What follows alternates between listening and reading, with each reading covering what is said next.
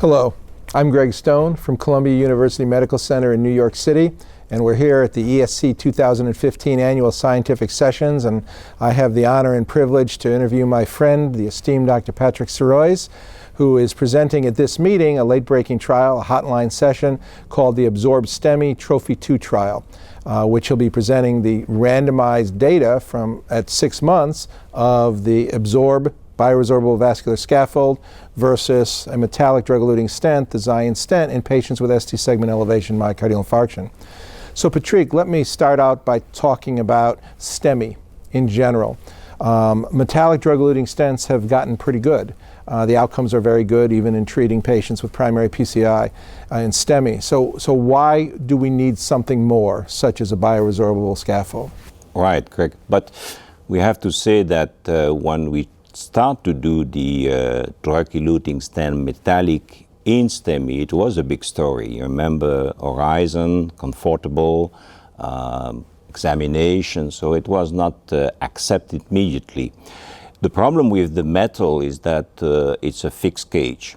So when the thrombus get dissolved, when the vasoconstriction of the vessel get relaxed, you could have an issue of malapposition, and eventually behind the struts, the presence of thrombus. So there was the idea that with the biodegradable, and we have to talk about how long it takes, but the idea was, okay, the culprit will disappear from the scene of the crime, the bioresorption will take care of the malapposition, the vessel can expand, the thrombus can disappear, and the biodegradable will disappear also. That was, in general, the scheme of the type of ID that we have. Of course, it's a device which is somewhat more bulky, so there was some concern. On the other hand, the lesion is probably soft than the stable angina, so there was a few pro and contra. And we need to start by something small to test the field and use a surrogate to make the point, and then the big guys like you could come and make a big clinical trial. That was the idea. Okay, so again, the concept is by having a scaffold that bioresorbs over time, usually a 2 to 3 year period or so. You uncage the vessel, right, allowing the restoration of pulsatility in the vessel, of normal vasomotion, of late adaptive vascular responses. You remove the nidus for all the bad things that happen late from metallic stents, and hopefully that will improve long-term outcomes. Right. And I think in STEMI we still have those issues just as we do in non-STEMI. So I think there's good rationale for this. So tell us about the design of Trophy 2. Design is randomized 1-to-1, Absorb versus the Science in STEMI of up to 12 hours after the onset of symptoms. You could do thrombectomy, pre-dilatation, and then the critical things was at 6 months the OCT in both groups. So it was a quite restrictive trial in the sense that you have to get informed consent in acute MI, you have to get back with the patient on the table, you need a vessel who could not be too much calcified and tortuous for the OCT. And then the OCT, we used, of course, a surrogate which was a mixture of malapposition, not cover struts, combination of both, or even presence of remnant intraluminal defect.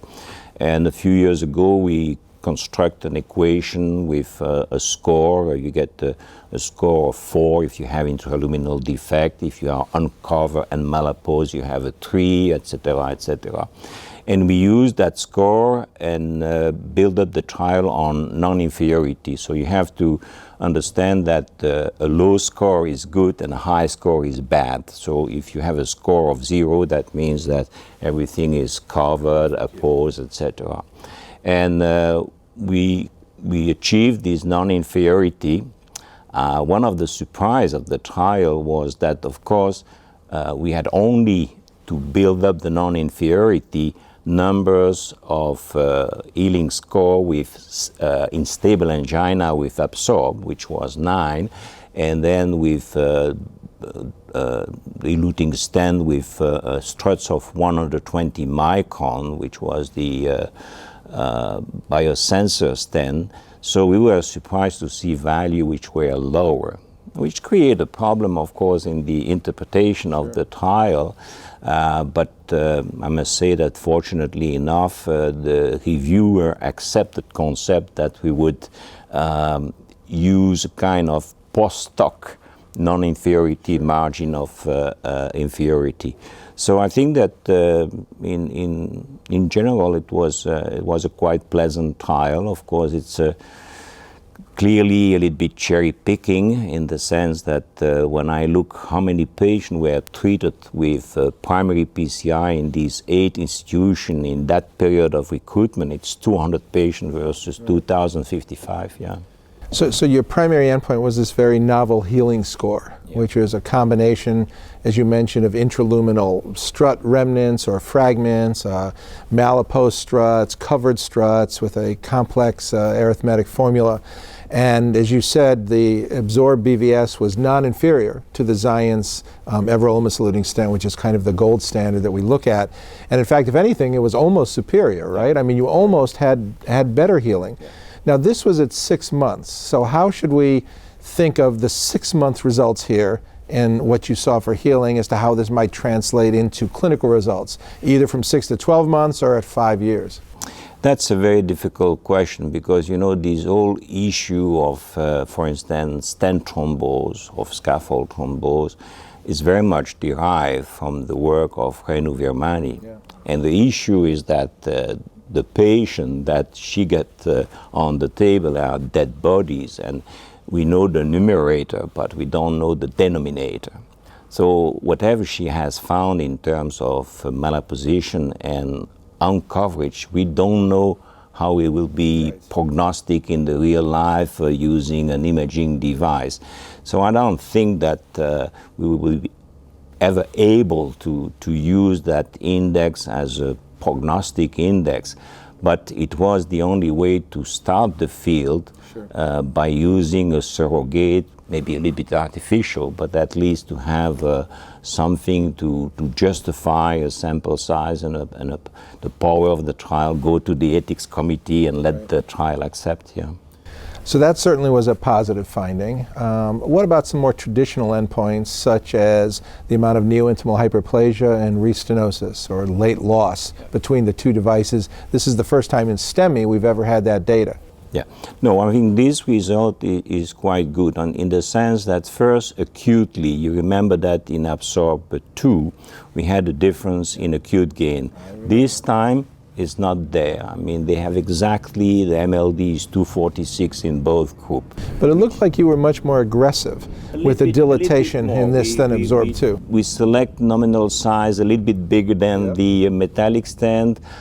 We didn't use a higher pressure, but there was more post-dilatation, twicely more post-dilatation, and only the pressure was high in the metallic stent.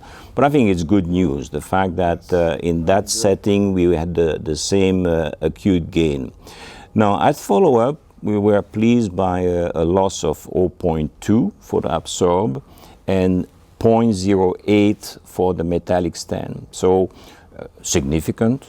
Diameter stenosis also a small difference in favor of the metal, and MLD also a small difference in favor of the metal. But that's good news in general. We had about 110 micron on top of the struts in Absorb versus 90 in the metal. So I think that that's a good news. True binary restenosis without TLR, one in each group. Right, so this was a 193 patient randomized trial, only one in each group. So a little more tissue with Absorb, but on the other hand, you tended to have better healing and more covered struts. So do you think you've hit the sweet spot of the amount of neointimal coverage you get in STEMI with Absorb compared to a a slightly more potent metallic drug-eluting stent? Yeah, I've never been very fanatic about late loss and the clinical input. I think that, yeah, I'm pleased with 110 micron versus 90. Absolutely, if it's not the price, but what you have to do to get the things covered. Yeah, certainly it's a good result. I'm sure that you are going to ask the question about scaffold thrombosis. Yes, please. Yeah. Tell us So about the clinical events. I think we had one. We had one subacute. Like you, I'm watching the trial very, very carefully, on the top of it all the time.